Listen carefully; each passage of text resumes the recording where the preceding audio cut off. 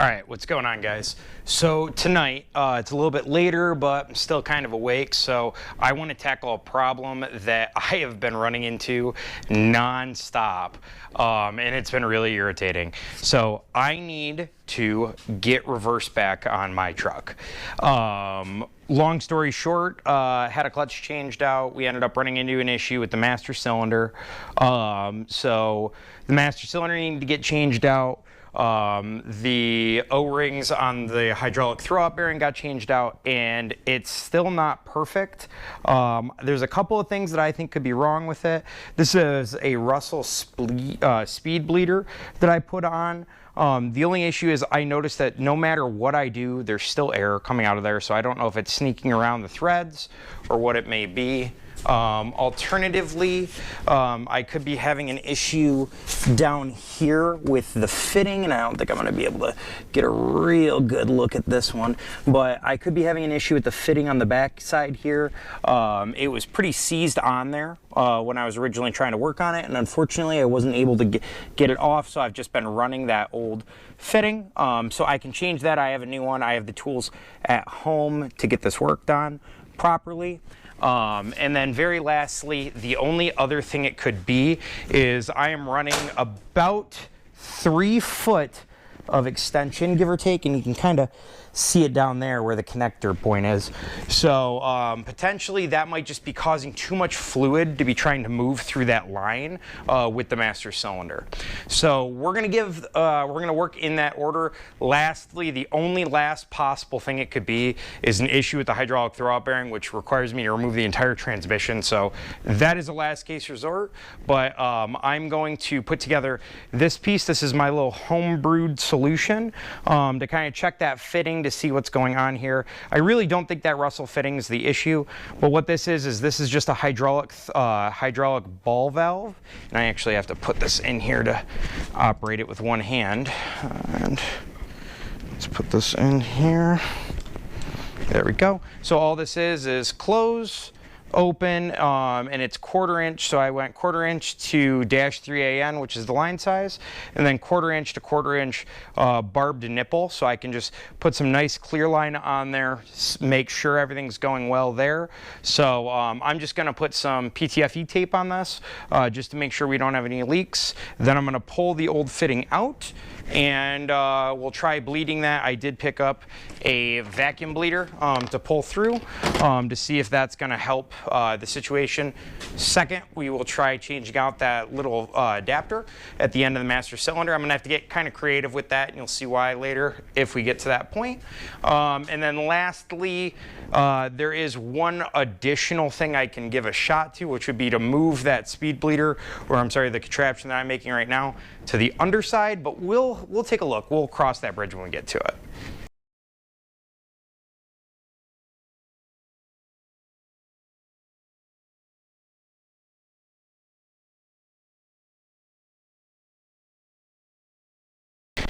Okay, so as you can see right now, she is closed.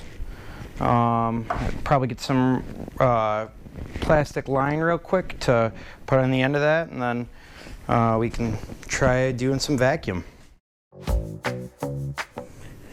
Nice and full of fluid still. Gonna grab some more. We're gonna try to not make a mess, but I don't know how that's gonna go. So now, in theory, we just open this up. Flow can now be good to go. Let's start pulling and see. A little bit of air, see that?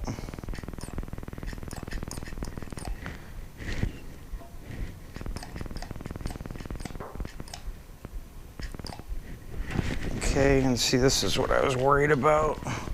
About to run out of fluid.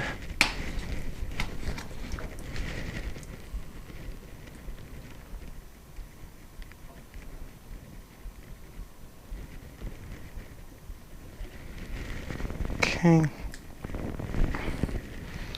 so we're going to pump it again.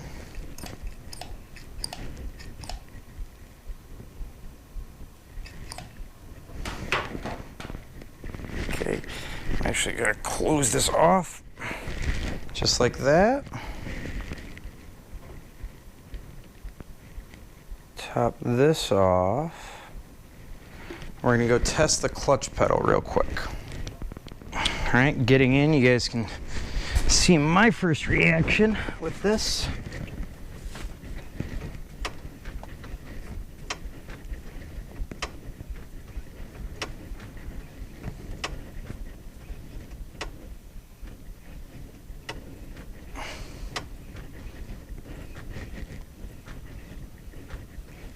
I could feel some engagement.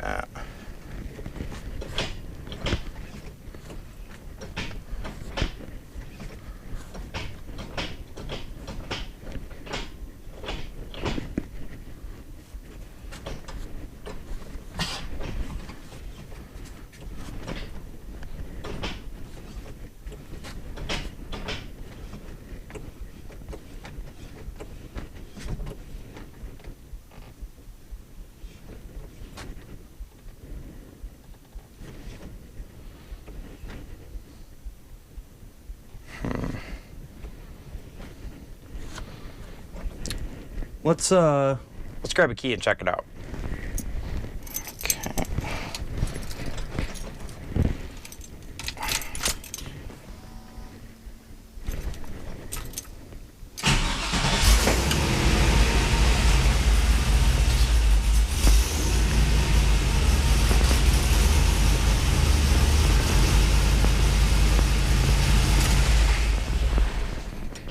Nope, way worse.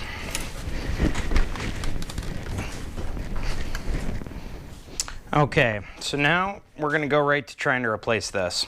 The issue that I was running into is these are two separate pieces, and this right here is locked on to the line, and it actually opened up down here. So I think that it might be letting air in down here.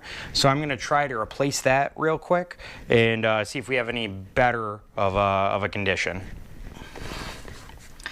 So excuse the wiring mess, but that's exactly right here is where the underdash kit is. I have a sneaking suspicion as well that I may not be getting the full travel out of this, so I may have to unhook it, but it should be pretty straightforward. I'm just gonna remove that line. I have enough line as it sits currently to move it around. I might actually have to take a benchtop vise to get this off, but maybe it might need to be right about there. Yep. So we're gonna pull that and be able to remove it and see what we can do from there. So I'm optimistic for now that we're going to be able to get this going, but I'm going to be pretty bummed out if ends up turning into a much bigger job. So let's give this a go.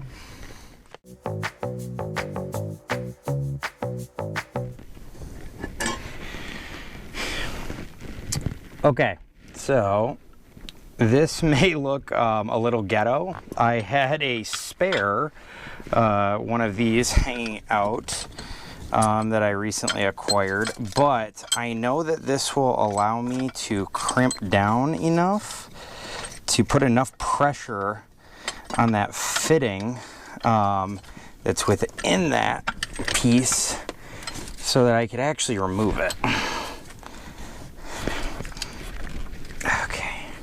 Right there. I might have to get a regular crescent wrench or something like this. We're gonna give it a shot though. Nope. Okay.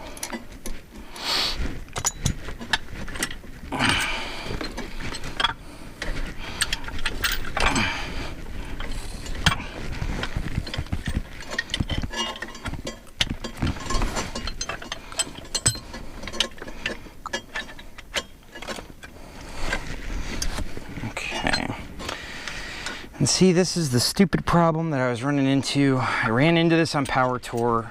I didn't get a chance to really figure out how to get over this. So actually, you know what? I'm just gonna put this right in here because I can just remove that piece if it's just gonna start spinning, and then put it back right in this vise again one more time.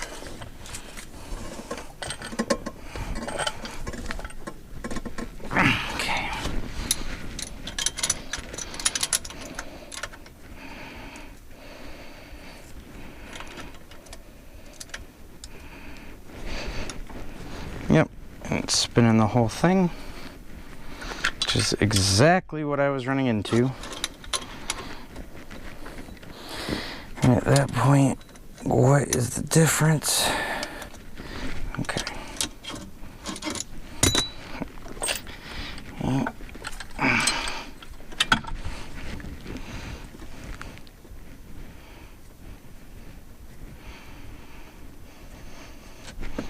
I even tried to get 2 nuts on this thing. Still no ability to play, but oh well. I guess we gotta ruin it.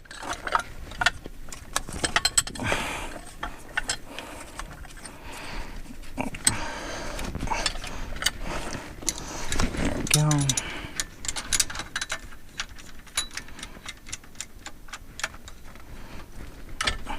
Oh, that did it, didn't it?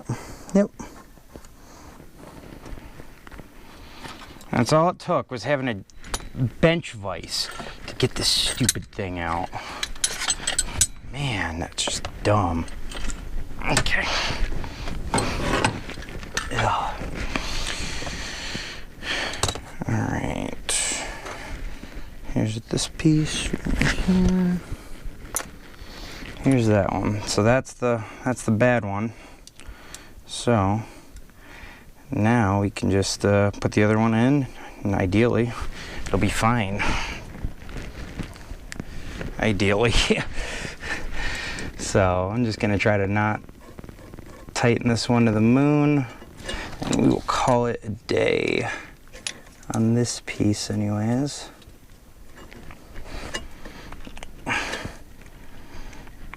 Yeah, that's good. That's decent.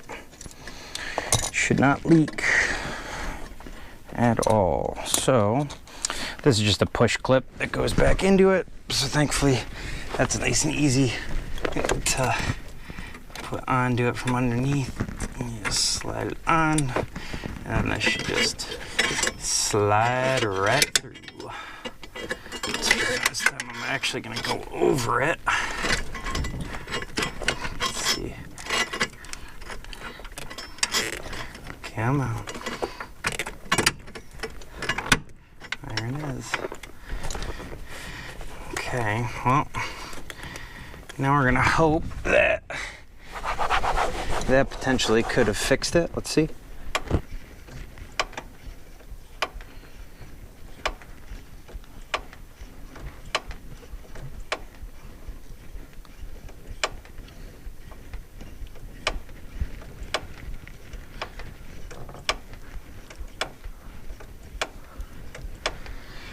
Well, we'll see. I'm gonna go hook up a brake fluid loop, and you guys can watch that, and we'll see if this fixes it.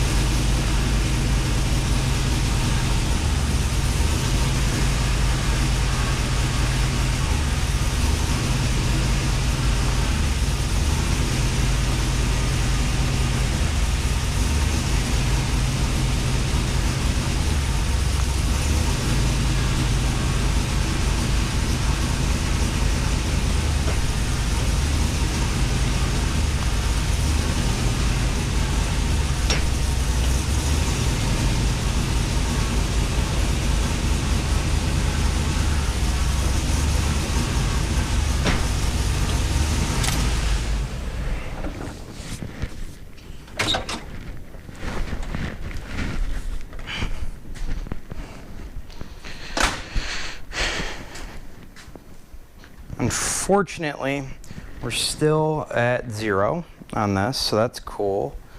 It's just something about it, man. It just isn't working right. And I don't know what is going on with it, but it just still isn't, still not doing what it needs to do. You know, let's see if I open this up entirely. See, is it going to do anything at all?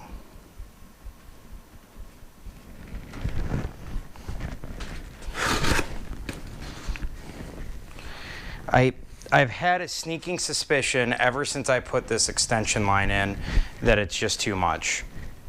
That's been the sneaking suspicion I've had since day one, is that it's just too long for what we're trying to do here. And I mean, it's starting to gain good pressure, but it's still not right. Now, if I try this, let's see, because I might have it, the problem is I might have it fully bled.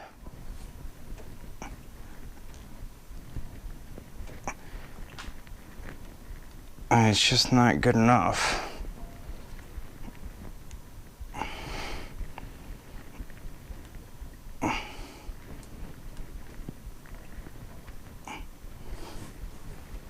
Yeah.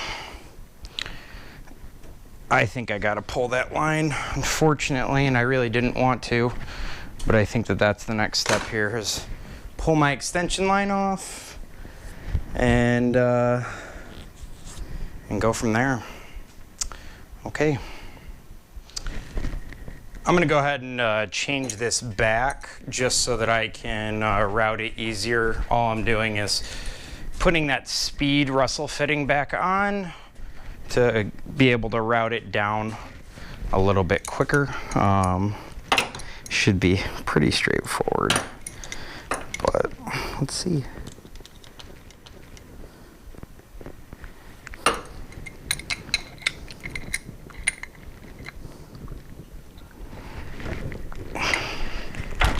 There we go.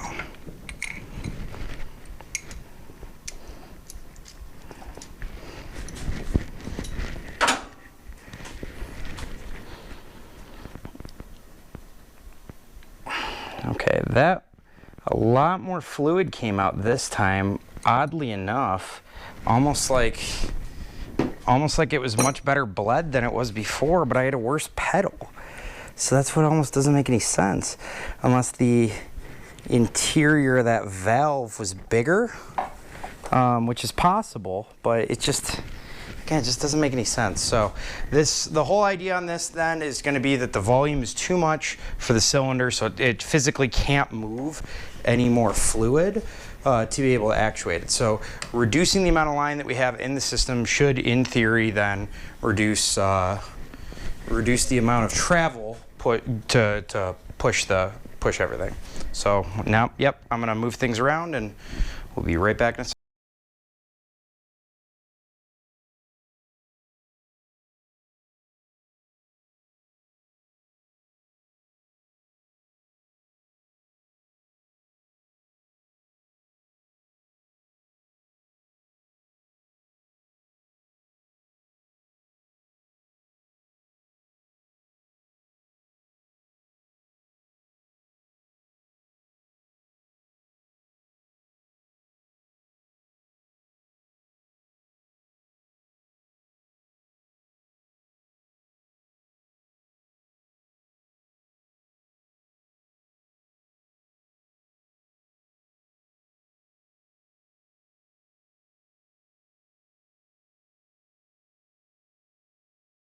Let's get some good fluid going here.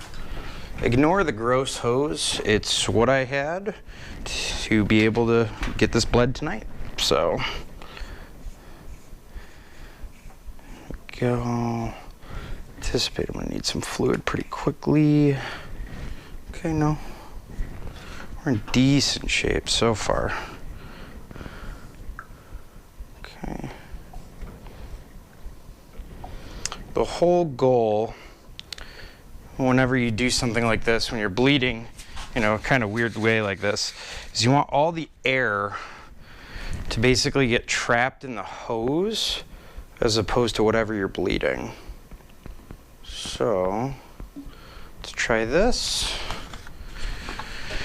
and see where we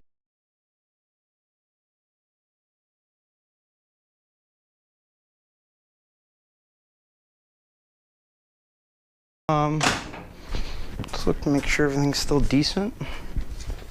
Yeah, I mean, overall it doesn't look too bad. Yeah, I think I had a little bit of splash over. That happens quite frequently on this job, unfortunately. But okay, yeah, I mean, we can close it and test it. I'm not terribly sure, but I don't see any, really don't see any extra additional fluid. Like I don't see anything that would cause me to be concerned with anything that we've got going on here. I mean, this is all still totally full. So, but we will see. I'm gonna go underneath real quick and pull it, just because I don't really want to do this in the air, even though it's probably the right thing to do is to leave it in the air, but it is what it is. We gotta make do.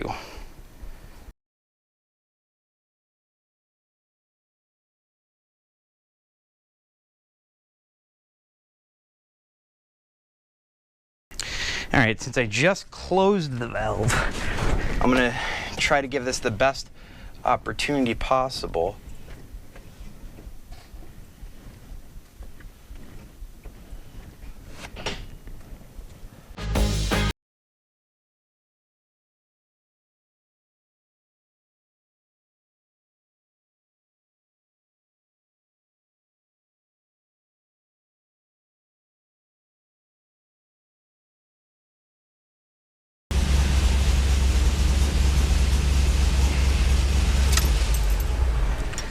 Nope.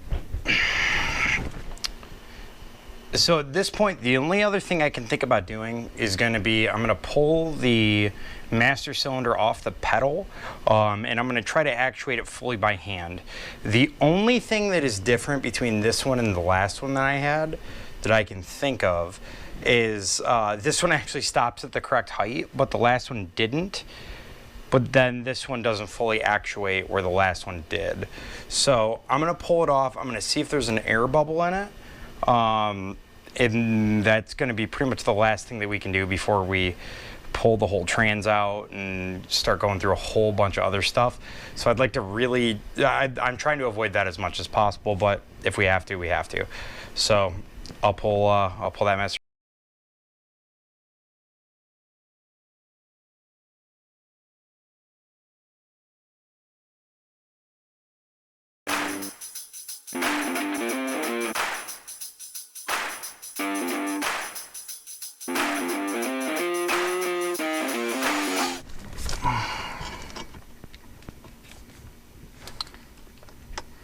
Okay, given how hard this is, I'm going to crawl underneath one more time and put that line back on, so I can make sure that there's no air in this top chuck. So, because that's the only thing that I could think of that it could potentially be, is that if there's air still in here, it's not going to get the full actuation. So, one more time, got to jack it up. See if we're gonna have any luck.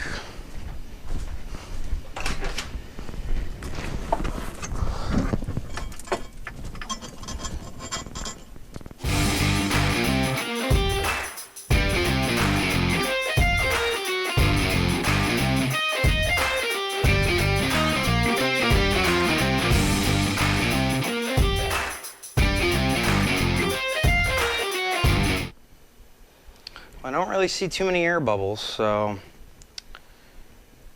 I mean, if that was it, I mean, I guess we'll know shortly. Okay, let's give it a shot. My optimism level is about a 2 maybe out of 10. We're gonna see though.